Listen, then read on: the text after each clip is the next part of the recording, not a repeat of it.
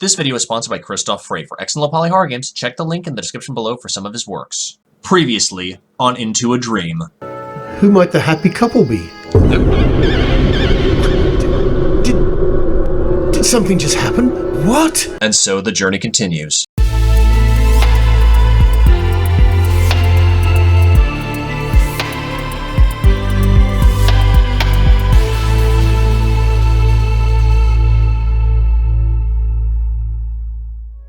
Ashton, kid your hat. Alright, now, no, just kidding. Please, guys, give me a little credit.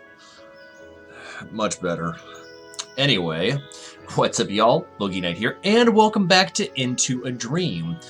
Figure I'd start off with a little bit of comedy because this game definitely is dark, or it's getting to that point. Anyways, when we last left off John, we had witnessed the party that Luke his company has gone full on, rolling in the money, and now we're apparently at Anne's wedding.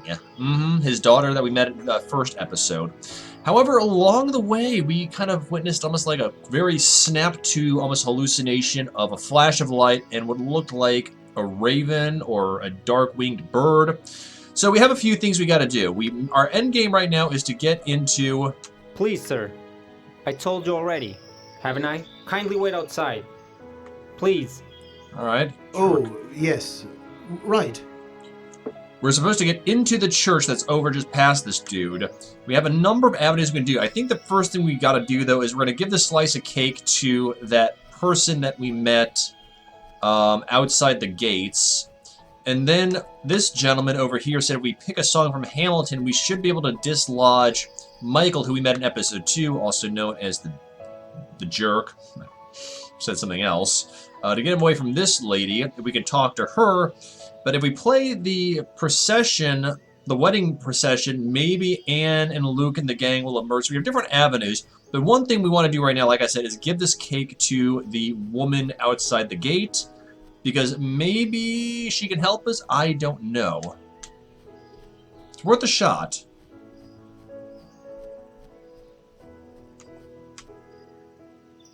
Trim the music up just a bit. I'm going to avoid that because I don't want another crazy flash of darkness, which brings me back to, what was the game? There was a game I played for my Patreon. Wink, wink, nudge, nudge, I have a Patreon. Beautiful game. Anyway, so let's give the cake to this person, see what happens. There you go. No way. You really brought me the cake? Thanks. Now I owe you something. No, not at all. Here. It's all I have in my pocket right now. A piece of paper. Well, it's a business card. I was trying to mingle with other people at the party. Most of the guests have newborns, you see. So I pretended I had one as well and was looking for a new pediatrician. This man, I think he was the godfather to the bride. He just handed me this card. Oh, wait. He's apparently a renowned doctor. And he told me he knew a lot of great, reliable pediatricians. Well, I just smiled and thanked him. Cool design though, right? Achievement unlocked. Nice guy. Yellowbridge Hospital, Dr. Terrence Medicine. Okay. Anything else you want to say? No. We could give this to Michael. Well, we got a different... We don't have an inventory per se. But this could be our ticket. We'll take a look, really. We got a card. We could talk to Michael. He'll probably shoot us down. But a shot in the dark is still a shot. But let's go ahead and just kind of talk to everybody right now, except for the violinist. Let's start with this gentleman. What was his name? Roy? So, you still by yourself? Yeah, I'm actually about to leave, but I still wanted to have a word with Michael and Luke. Anything I can do to help? If you could find a way to distract Sarah, or maybe get Luke out of the church. You don't sing, do you? No. Okay, now we've already been through this. Or cat? This woman? Probably not. You seem a bit lost. Waiting for the married couple. You? I can't stop playing the ceremony over in my mind. The moment the music started and the doors opened. I want my wedding to be like this one. Okay. Let's talk to Michael quickly and see what we can do. I really need to talk. I'm sure something must have gone wrong with the company. Oh. Has to be. But I need to get his attention first. We have the card. Okay. Let's try something. Let's go up here. Talk to the violinist and see... Get up there. And see what options we have. Want us to play something else? The musical theater piece. I was wondering, could you play anything from a musical? From a musical? Well, we actually performed in an amateur production of Freedom Again a couple of weeks ago. Really? And would they let you play something from it? They actually encouraged us to advertise it. Oh, hey. Just a little piece of it, of course. Oh, that's great. Could you play it, please, then? Of course. Ready, guys? Ready? Okay. So let's see if this will dislodge her from Michael. God, how I love this song. Gotcha. It's from that new musical I was telling you about. Let me just finish listening to this number and we'll continue our chat, alright? Of course. Of course. Hi, Michael. Oh! Hey, Do you have a moment? well, if it's just a moment. I wanted to talk to you about your company. Wait a minute. I know you from somewhere. You used to work for us, right? I know! You were fired. You heard that I succeeded Luke as a CEO of What? the company, and you're trying your luck with me now. Am I right? Sorry, pal. I'm not lowering the moat for you. Wait, what? Luke is no longer the CEO? Please, don't come on all innocent on me, man. No, seriously. I had no idea. What happened? You really have no idea. No idea, like Well. you're daft. He stepped down. That's what happened. Why? I have no idea, if you can believe that.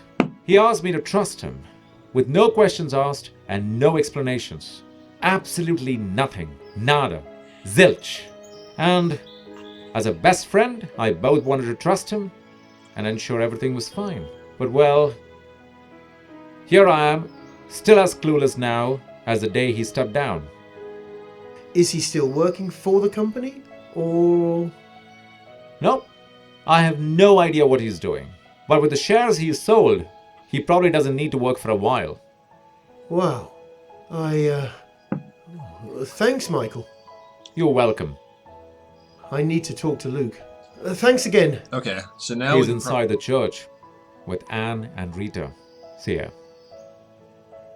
Okay, so let's now see if we can get them to play the wedding march and maybe get them out, and then we can talk to Luke.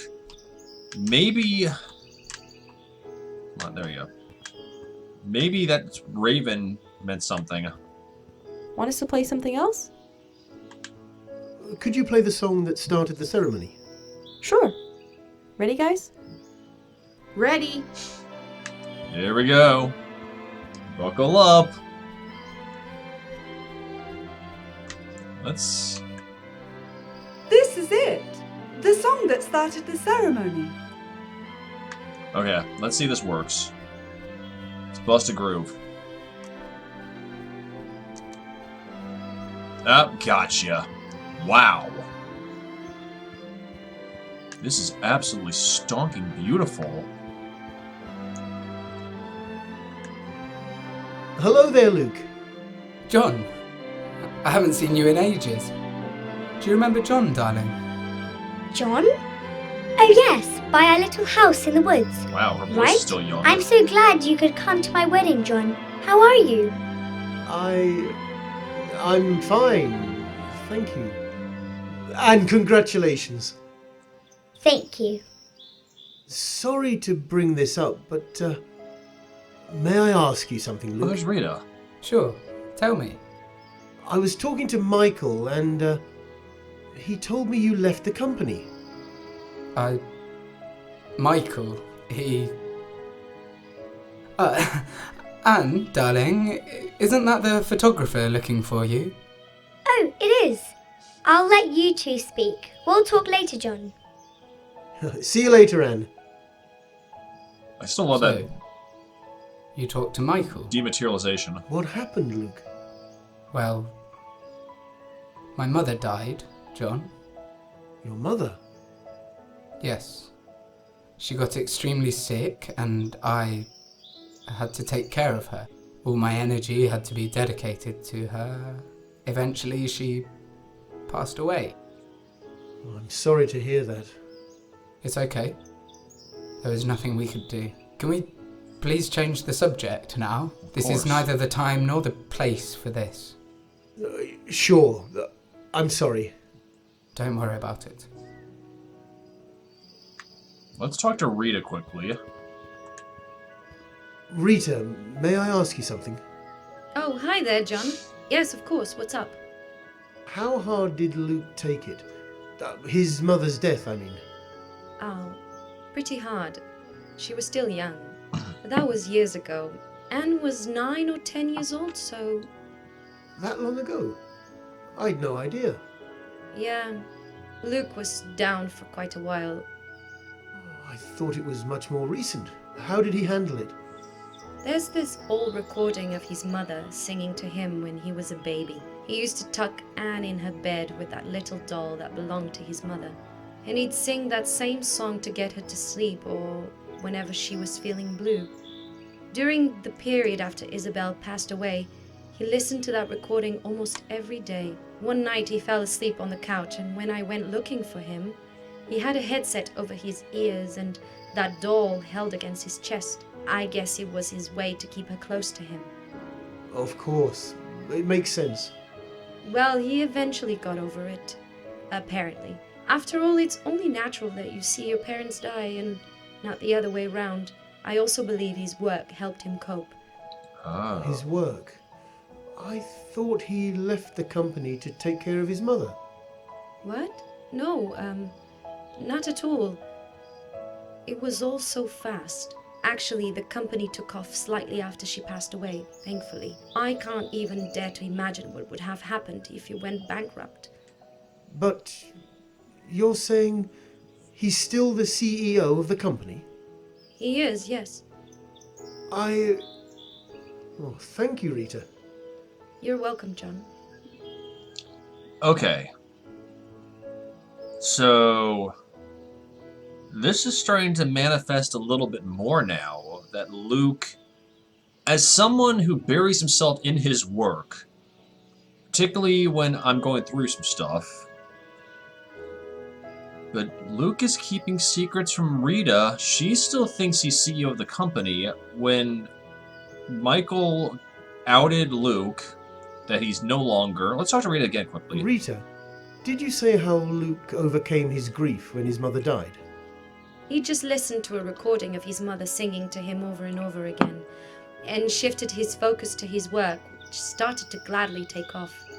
Thank you. You're welcome. That would explain his hesitancy at the cabin. Let's go back and talk to him again before this rewrites. Luke, I've just been talking to your wife. She said your mother died years ago, and that you... Are you still head of the project? Of course. Are you okay? But you just said... What? That your mother got ill, and that you had to leave the company. You chose Michael to replace you as CEO. Oh yeah. That's right. It's been quite a while since then. What? If you'll excuse me, I need to go and find my daughter. Okay? Luke. The photographs won't take too long, and we can continue our talk then. Okay, Luke. Goodbye, John. And thank you again for dropping by. You're welcome. Ugh! I need to have access to his deeper dream. How can I do that? Something is clearly not right. Okay. So he's in denial. Rita, anything else you want to tell me? Rita, did you say how Luke... Okay. He just listened and Thank you. You're welcome. Okay. That raven.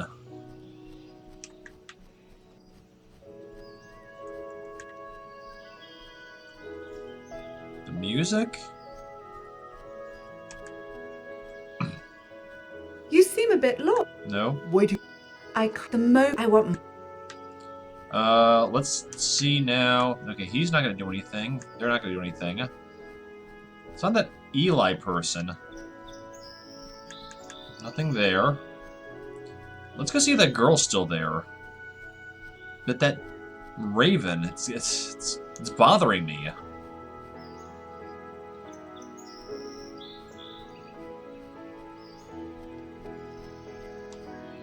The pediatrician card. Is this girl still there, or is she gone? Okay.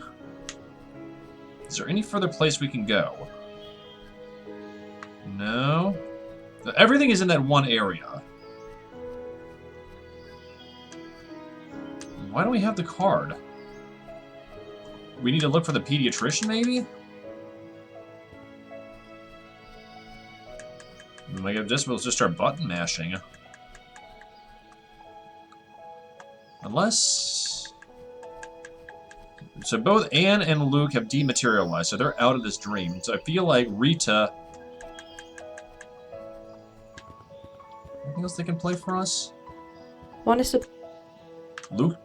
Aha! Can I ask you a big favor? If we're able to help, sure. This is going to sound weird, but can you play the song Luke's mother used to sing to him? Luke also sang it to Anne, so I'd like to surprise them. Which song is it? I don't We're gonna ask know. Rita. So... Just... play it. What? Please, trust me. Just put your bows on the strings and move them. Please. Okay. You'll see how that sounds. Ready, everyone? You've gotta be kidding me. Okay, here we go. What in the world? I'm not controlling my arm. There it is. It's working. That is so cool. I mean, it's tragic as hell, but... well done.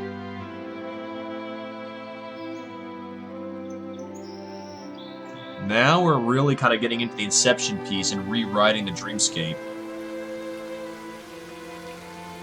Notice how it's... wow. And we're at a funeral. We haven't been playing that long. We'll continue. Okay, so there's like a ruined city in the background, or maybe it's a regular city. Okay, so I'm guessing we're in a graveyard. God, we thank you for the life that you give us. It is full of work and of responsibility, of sorrow and joy. Michael. Today, we thank you for Isabel Foster Williams, for what she has given and received. Help us in our mourning, and teach us to live for the living in the time that is still left to us. Give her, O Lord, your peace, and let your eternal light shine upon her. Amen. Let us go in the peace of the Lord. I mean, that could be Michael. Reverend. Oh, okay. There's a priest. Good evening. I'm so sorry for your loss. Thank you. I didn't know Mrs. Williams personally, however. I'm a friend of her son, Luke. Ah, I see. Oh, Luke's dematerialized. Well, thank you so much for taking the time to be present in such a day. It is very important for the family of the deceased, especially when the family is so close like the Williams, and when death knocks sooner than we believe it should. Did you know Isabel? Yes, quite well. She used to go to the church in my parish every Sunday. Luke never told me she was ill. Was it unexpected? Yes, everything happened pretty quickly. All very unfortunate. One day I caught Luke alone in the church, praying. And like his mother used to do, he seldom goes there. I talked to him and he told me that she was actually very lucky. How come? She was born with the illness that eventually took her over, but was kept dormant for many decades. The doctors said it could have manifested itself at any age. But what struck me the most was that he, at that moment, was not praying for his mother to be well. He was asking God for forgiveness, for he had spent the last 7 days praying for his mother's life, when she was provided with a miracle and lived healthy for more than 60 years, when so many others barely stand a chance to live. Reverend, God understands that. God understands that selfishness is a consequence of human relationships. It is one of the toughest emotions, being divided between the love that blinds reason and the guilt that darkens the heart. But he'll find peace again. And as for her, she's surely close to God now. may she rest in peace. I can't imagine what it is to feel the way he's feeling. It is up to us that remain and love them to help them grieve and move on. I'll do my best, Reverend. Do you know where I can find him? He was here a few minutes ago. I do not. I saw him talking to a man whom I have never seen before. It worried me, I must confess, as he was very distressed. I hope no bad news piles up on such a weakened mind. I haven't seen him since. Thank you so much, Reverend. I'll look for him. Thank you. May God be with you. That is tough. I mean, I've talked about this in previous interludes, about the difference between self-care and selfishness. And I think it's just natural for the human psyche to hold on to something as long as possible. And letting go is one of the hardest things that we can possibly do. I mean, we hold on to everything, tangible and intangible, because it gives us comfort, it gives us strength. Even when we're in something unhealthy, like a vice or a relationship, we still hold on to it, because the end result of letting go is, at least personally, that air of uncertainty. And I think it's uncertainty that often makes us selfish or hold on to things more. But let's go ahead and find Luke. Like, we all want to feel normal. We all want to feel safe. We all want to feel loved. And when the die gets cast or the deck changes hands, we are left with not much.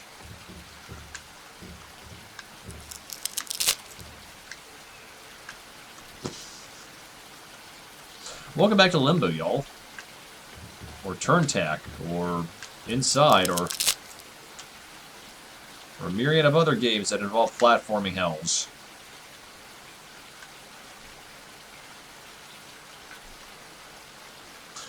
So this is Into a Dream.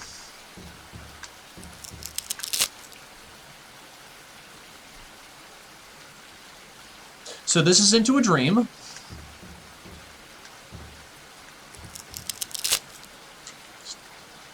Down the rope a little bit, and there we go. Get a better physics. Now it's no turning back now. Down goes the crate. Sorry, that was inappropriate. I do apologize. Okay, a little. Oh, that's cool. A little windmill.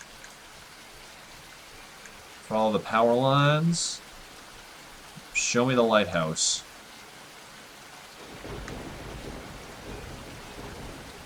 Where's the lighthouse for Luke? What's this place? Oh, scissors. Wait. Oh, hang on. We could probably use this to cut the power lines. No, that's a wall, so that's okay. Oh, hang on. It sure is dark here. Luke? What the? Lightning isn't attracted to such small objects unless they're a couple of feet away. It's a myth. We're in a dream show. Don't you know that, Luke? Anyway, I'd better be careful.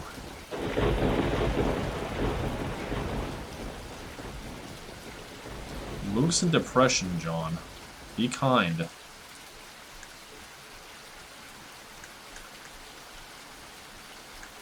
There we go. Ah, there it is. We cut the ground wire. I bet lightning's gonna strike that too now. Just watch. Or it's gonna let us look in the windows.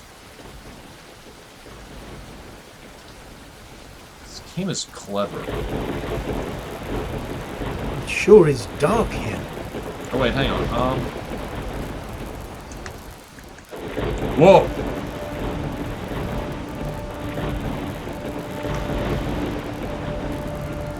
Oh shit! Oh my god, what the hell? What the fuck happened here?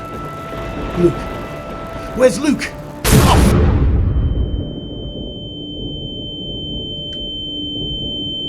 My ears are buzzing. God, what a blast! I could have died. You're in a dream, John. Steady yourself, John. You're in a dream.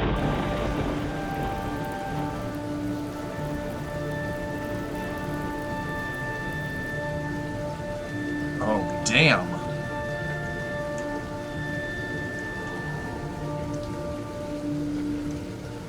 Windmill's gone. Boat.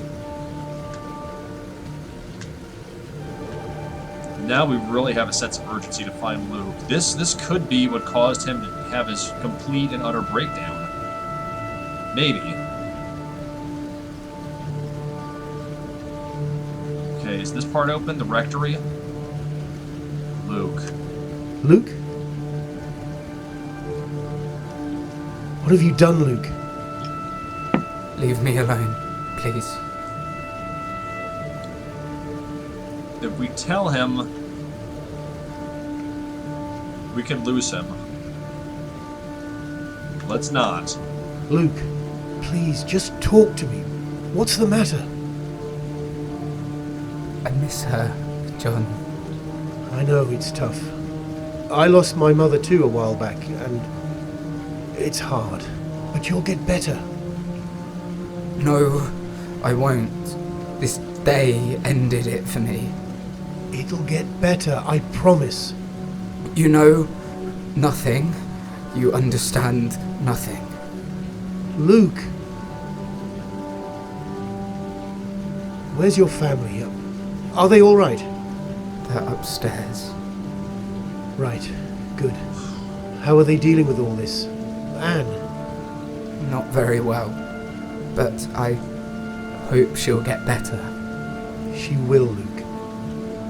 You don't know that. I do. Just leave me alone, please. May I go say hello to them? I just want to be alone. Luke, what did you do? Whoa. I feel I'm being watched. This is just creepy as hell. Stay in the light, Luke. I feel like... Oh, great. It works. Let there be light in here. Is someone out there? But it's pouring outside. Is it... Rita? It is. Rita! How did she...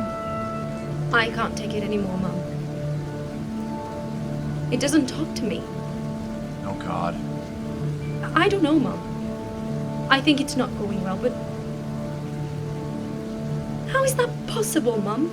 He shuts himself off. He works until late every day. He doesn't care for me, and worst of it all, he doesn't care for Annie. I think he might be cheating on me, Mum. I really do. He's different. Annie asked me the other day why he wasn't talking to her if she had done something wrong. She was crying. I could barely take it. I told him I was going to move. I told him things couldn't stay like this, that I would file for divorce and take Annie with me. He barely flinched. He said he had no other option. Anne? I told him that. He's losing it anyway. He's losing more of it like this. I'm sleeping too little. I've lost my appetite. I'm sorry, Mum. I tried to understand him. It must have been real hard on him after he found out that... You're right. Yes, Mum. Sure. I already have them partially packed. Can you believe it? You don't need to pick us up. Okay, thank you, Mom. I'm sorry, I really am. I'll be ready with Annie in less than half an hour. Rufus? Well, I guess you'll have to stay here for now. You're right. She also got incredibly attached to that doll of hers since... You know, I think she'll understand. The doll. Great. Thank you, Mom. See you in a second. Love you too.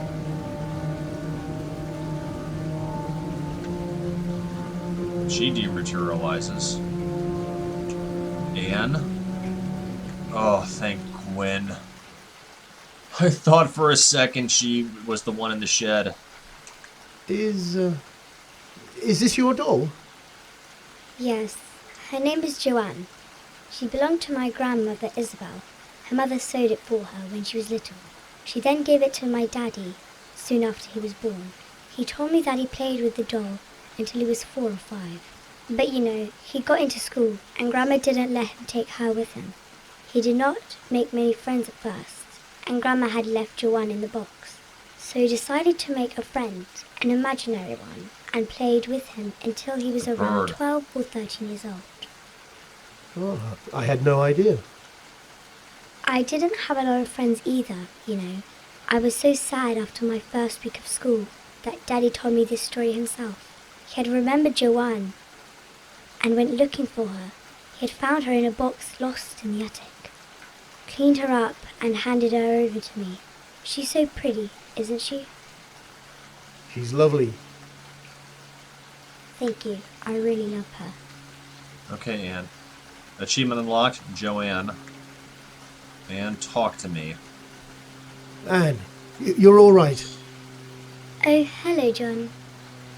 I'm okay, thank you. If you're looking for my dad, I don't think he's home. My mum is upstairs packing our bags. You can wait here for her if you want to. She's packing your bags. Are you going on holiday? I don't know. I think we're going to live with my grandma and grandpa. My mum and I, that is. You're going to move? The two of you? What about your dad? I don't know. He's not very well. What happened? He's never around. He is always so distant, like we're not even there. Like we don't exist. I think he got so sad when Grandma died, and still is. He barely speaks to Mummy and I caught him crying several days, but I think he comes home late and sleeps on the couch. I had no idea. What does your mother say? She just said to me, "Pack your bags, honey, okay? We are going to see Grandma and Grandpa." And I asked her why, and she just repeated it again. She sounded sad, and I think she had been crying. So I packed my bags and came down here one last time. Anne, I like my grandparents. They're so sweet. They always try to please me, like cooking my favorite dishes and so on. Anne. Everything will be fine, won't it? It always does. Dad will get better. I know he will. And we'll be back here. And we'll build lots of different things. I miss building things with him, John. Playing with him and everything. I'm sure you do, Anne. He'll recover. I'm going to help him. I know you will. Thank you, John. See you soon. And she's going to dematerialize. See you, Anne. No. Rufus? Rufus!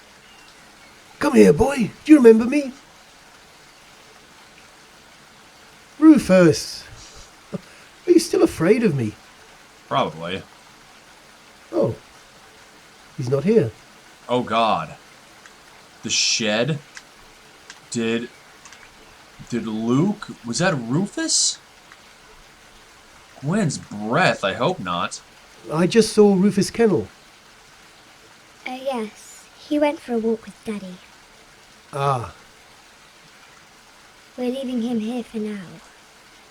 Daddy, he needs someone around to keep him company. Did he? He didn't. Yeah, he did. No. It's alright. I have Mummy. And you said it yourself.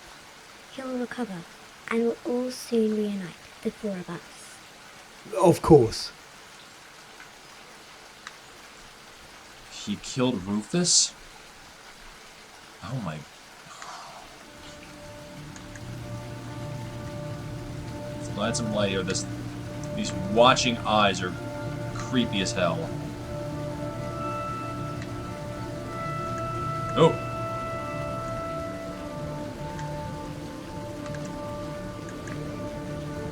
Okay, let me check something. Damn it. We should probably stop soon. Let's just talk to Luke one more time before we figure out what we need to do. Luke, what happened to you? Talk to me. Rita says you no longer talk to her. She's at breaking point. You can't lose your family, Luke. They love you. Rita and Anne left a few years ago. They packed their bags one night and moved away. I've barely seen them since. Why, Luke? I couldn't face them. I couldn't talk to them. I couldn't look them in the eyes without going to pieces. I couldn't give up. I just couldn't. What happened, Luke? Give up on what? My project. On me. It had to work. The clean energy one. You jeopardized your family for some environmental dream. Why, Luke? Why? Why were you so invested in this project? It's taken away everything, everyone from you. Why was I so invested? Luke? Don't! Damn it. Fuck! Oh, here we go again.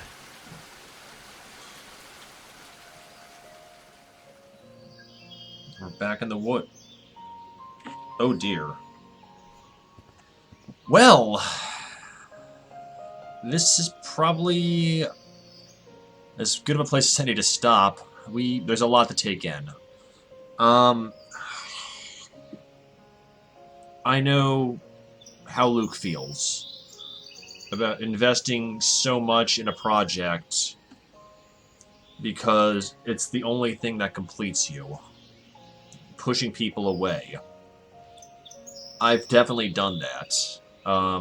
Not because I'm afraid to face them, but because I don't know how. And I know there's other people like me in that situation.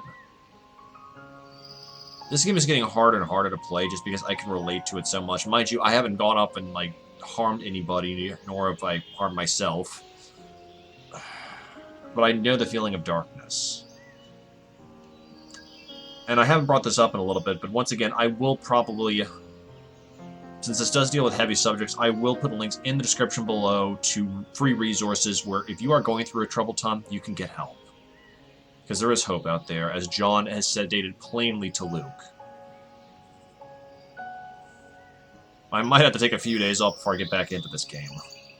But it is really lovely. I really am enjoying it. I like how this is getting deeper and deeper, and it's no longer just a snatch and grab. There's a lot more to process.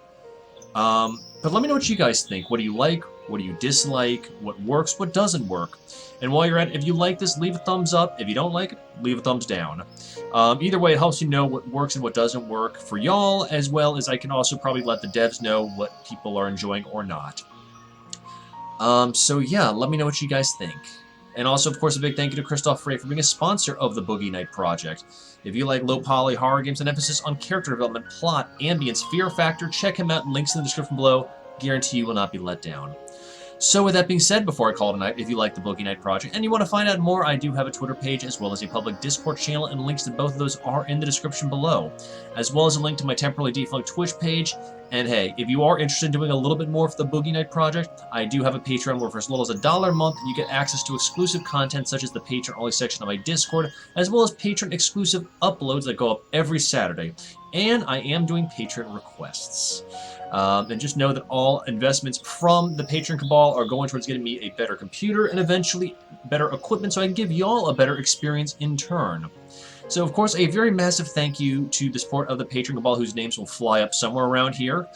Without your support, both financially and emotionally, this would not be possible, so my gratitude knows no bounds. So otherwise, I hope y'all have a fantastic night, and I will catch y'all on the flip side, alright? Peace.